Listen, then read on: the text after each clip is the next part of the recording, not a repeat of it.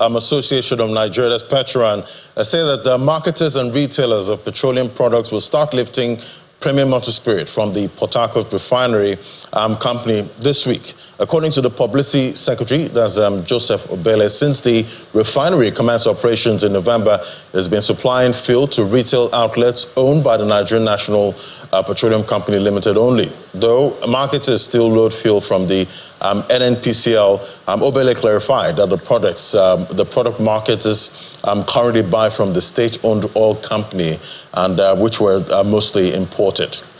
And to other matters now, the Okitipupa Oil Palm PLC says it has embraced an ambitious modernization project with the acquisition of 4 mills to be installed in some of its 8 plantations located across 3 local government areas of Ondo State. The first and the second mills were built 50 and 34 years ago, respectively, with no additional one since then. So to complement the installation of the new mills and ensure a sustainable primary feeder for them, the company has finalized plans to plant nearly 750,000 to 1.2 million young high-yield oil palm seedlings on its 5,000-hectare grain field.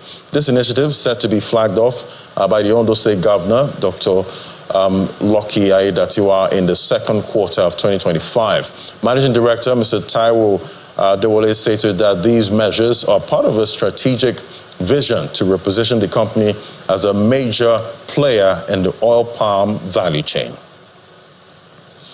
All right, let's get a check on the Naira now. We see Nigerian Naira gained ground against the US dollar last week, a positive sign for the local currency. And we see the NAFEX rate as a key benchmark in the foreign exchange market.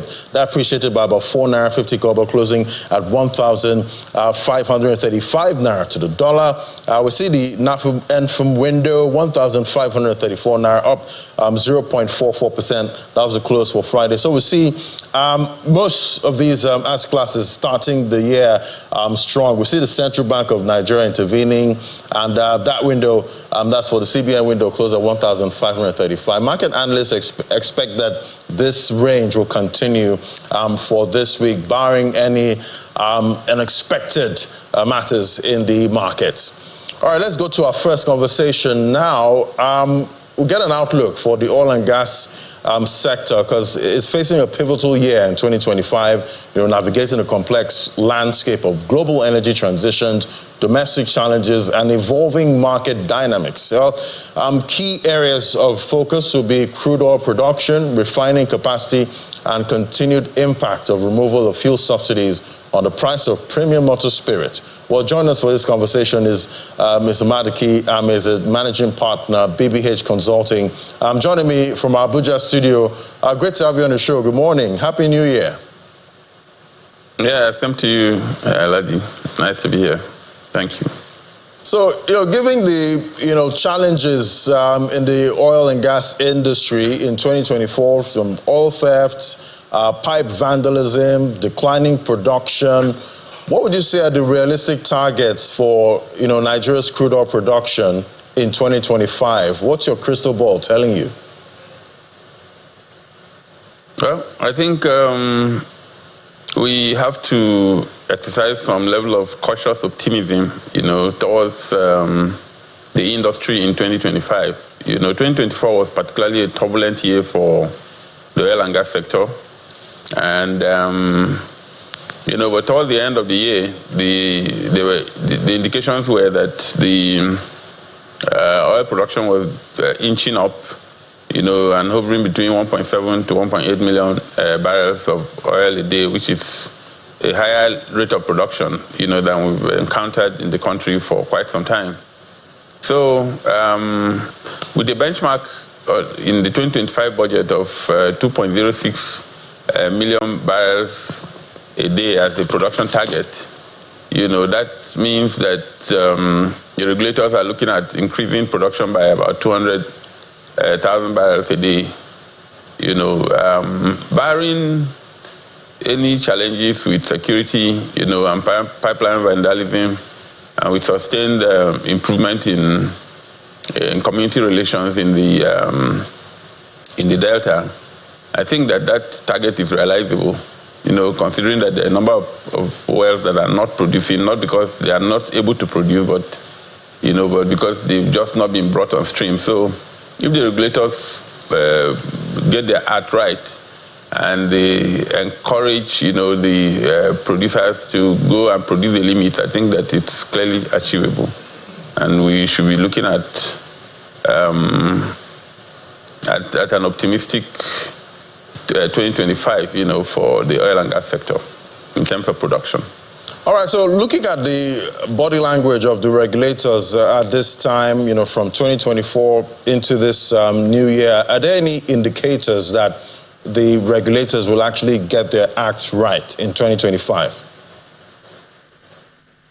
Well, from pronouncements from the regulators, late in 2024, it looks like there is an upbeat,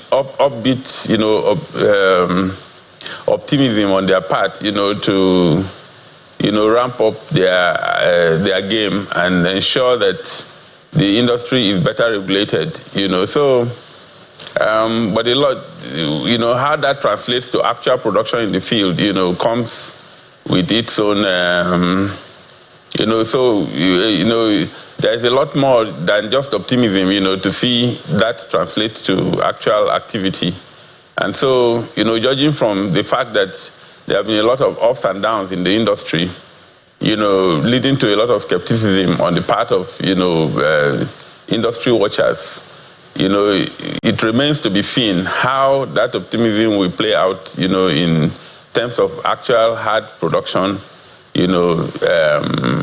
on the cards, especially because we don't seem to have much of an option apart from increasing production, because apart from Dangote refinery and the NNPC refineries in Port Harcourt and Warri that are coming on stream, there are also a number of other refineries coming on stream, BUA, the Boa refinery and the Watersmith refinery. By the time many of these other refineries come on and begin to need crude oil, the producers will not have any option but to tax themselves to produce crude in order to meet the domestic crude supply obligations. So I think there is a lot of work that needs to be done. And we have to encourage the regulators to do the best they can, to ensure that these things are done seamlessly.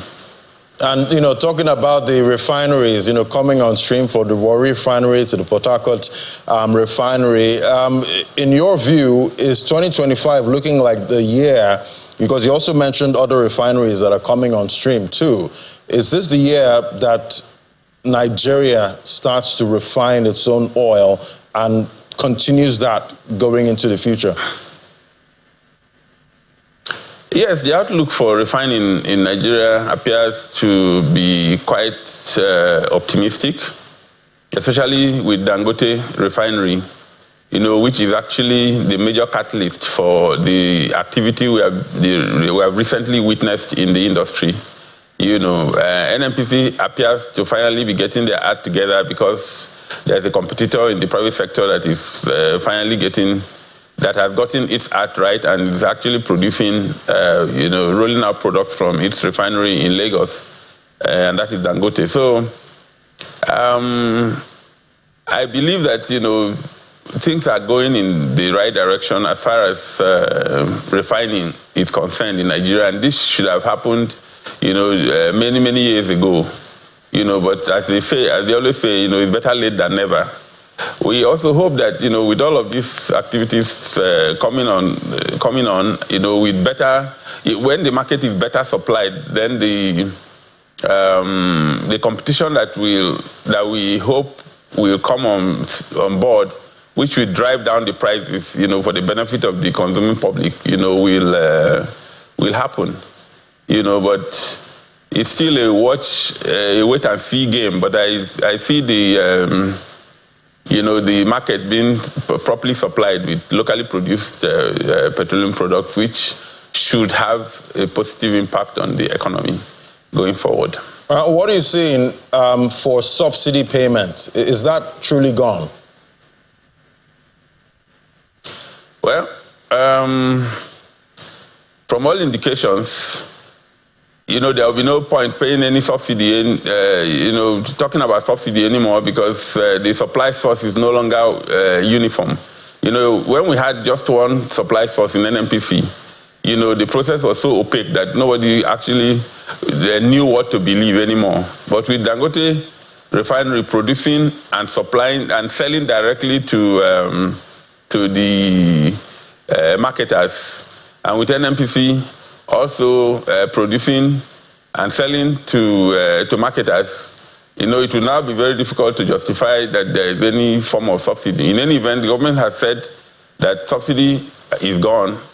And even though subsidy didn't quite go when they said subsidy was gone, you know, what we have seen in the way the prices have been moving in the market lately, you know, is an indication that subsidy has actually gone, and that market forces are beginning to influence how the prices will be running. So we have to watch to see how that goes, you know, and hope that the prices continue to come down, you know, as the market is better supplied and as the market becomes a more perfect competition, you know, between the different players, you know. So as far as subsidy is concerned, yes, I believe anybody who is making a claim for subsidy now will actually, you know, have a hard time convincing anybody that there was any need for that, you know.